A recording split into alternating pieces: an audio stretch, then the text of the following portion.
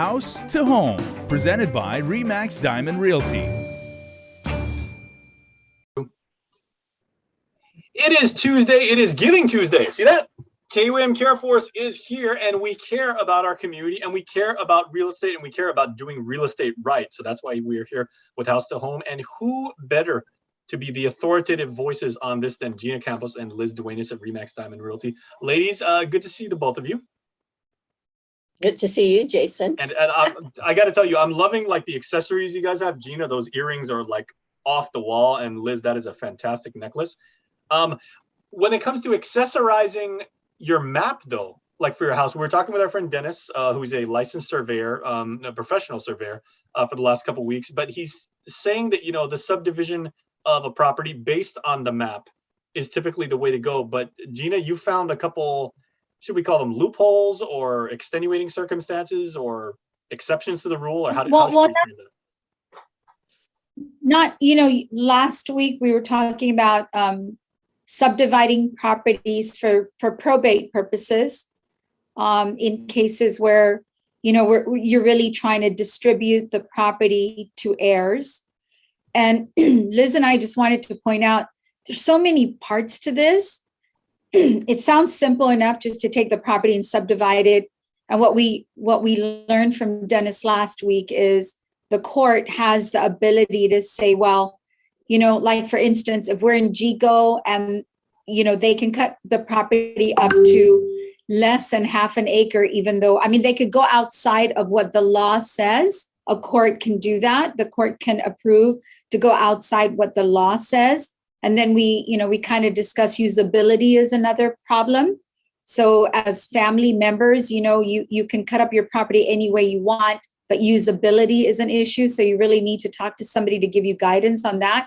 But then one of the other issues that Liz and I have come across is just to understand the concept. So if you have, like, this is an example, if you have 5 heirs and you take that property and you cut it up five spots, and then lo and behold, 2 of the heirs that are supposed to be getting this property have passed, it does not mean that only 3 people will split the property.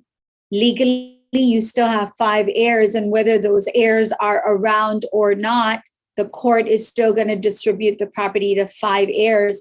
And we wanted to kind of bring that up as a clarification. And what that means is the 2 heirs that have passed, their heirs have to address the issue of what happens now, because they don't just automatically get the property, even though the family member that, you know, their family member who has passed is going to inherit this property through court. It does not mean that the people remaining automatically get title. They do not.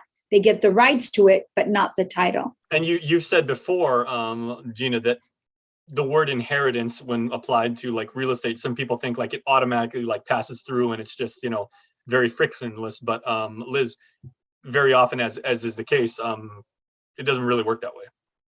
No, it doesn't. And I've encountered where heirs have passed, and let's say there were proceeds that they were distributing among the surviving heirs, but the ones that passed on, their heirs are entitled. So there's a number of things. So when property goes, let's say, as Gina puts it, to the 5 heirs, so it's undivided interest. So even if 2 individuals, and let's say they're passing property and 2 individuals have passed, the heirs of the 2 individuals that have passed are entitled. For some reason, some families think they're out of the picture. As Gina puts it, they're not. They're, by law, they are entitled to whatever value on that property or interest in the property. It's undivided interest. So if there's 5 of them and 2 of them passed, and from the 2, they have each 5 heirs. Guess what? That complicates the matter. So you have 3 living heirs and 2 heirs that have passed, and each of them have 5 children. So those 5 children from the two deceased heirs have rights to the property as well. So usually, if, as Gina puts it, if they subdivide it, that's going to be difficult because there's too many parties involved. I've had situations where when there's too many parties, it's best to liquidate the property and then divide it among the individuals, among the heirs. Otherwise, you can't tear. I take a piece of paper and I cut that up. What do you get back? The small piece. And when it comes to land, a handful of dirt isn't going to mean anything, right? Right. So you'd have to sell it as a whole.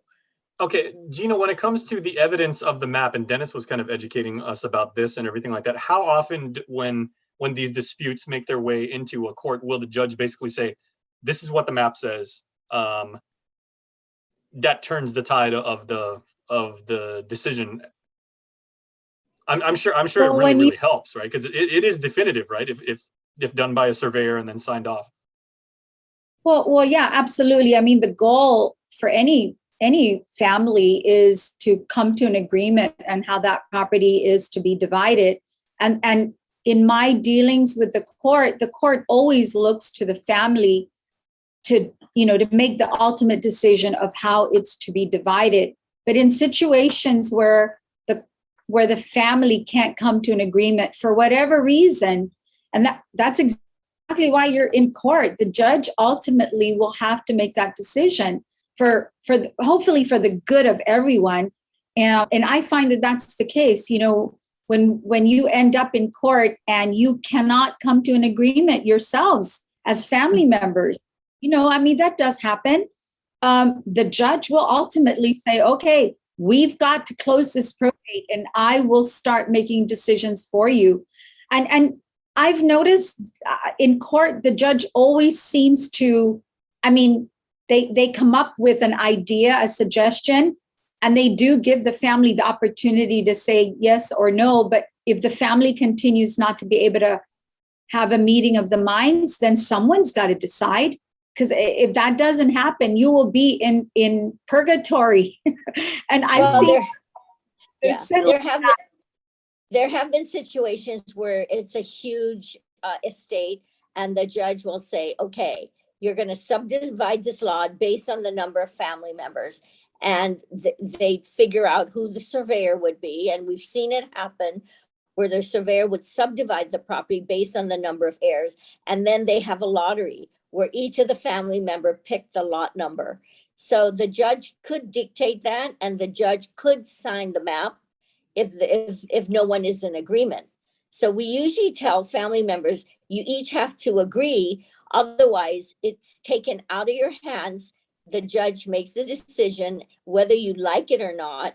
It's best to just work together to agree. So basically, in lieu of a mutual agreement between all of the parties involved, the judge basically say, okay, well, you guys can't, come to some resolve, and all parties are equally compensated, and the land is unfairly divided up. So, like you said, Gina, we'll just keep it in purgatory. What good is it? Yeah, purgatory is a scary place too, man. Yeah, but judges don't want these probate cases sitting on their desk forever. Right. Who does? Nobody benefits in that case. And no, I've had a couple of probate cases where the judge said, make a decision, or we're closing the probate period. So once again, it comes back to make a decision, figure out your plan when you can, when you're of sound mind and body, before drama kicks in and people start getting, snippy or greedy or what have you. I mean, things happen, that's life and everything like that. So you should actually make this part of your real estate management plan early on, correct? If it's possible, Jace, it's not always possible, but yeah. I work with a family that it took us 10 years to close their probate. It was different parcels, but over that 10-year period, different people in the family passed away because that amount of time, depending on your age, I think ultimately there were like 3 or 4 heirs that passed away during that 10-year period. Yeah, I mean, you want to come to a meeting of the minds, and the other thing that I want to stress is if you have family members that have already passed away, talk to your probate attorney and see if you can add their names to the probate so you can get everything done at once. And you really should talk to somebody you can consult with, because some of this is like Liz is pointing out, it's strategizing and planning in advance. Mhm. Not just, go get it done. You got to plan. Yeah, well, we got to run, but Liz, you have the last word. I just want to let people know that always ask questions, and it's always best to agree to work the details out. It's all in the details.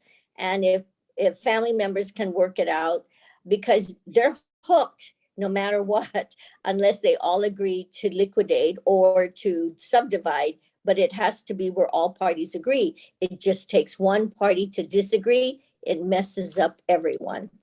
All right. Well, ladies, thank you so much for your expertise again. Happy Giving Tuesday, everybody. Hopefully we'll be able to give good advice so that property would be given between equal parties. But it works that way in theory, but hopefully it works that way in practice too. So ladies, thank you so much. Thank you, Jason. All right. Bye-bye. Thanks, See you next Jason. time, everybody. Bye.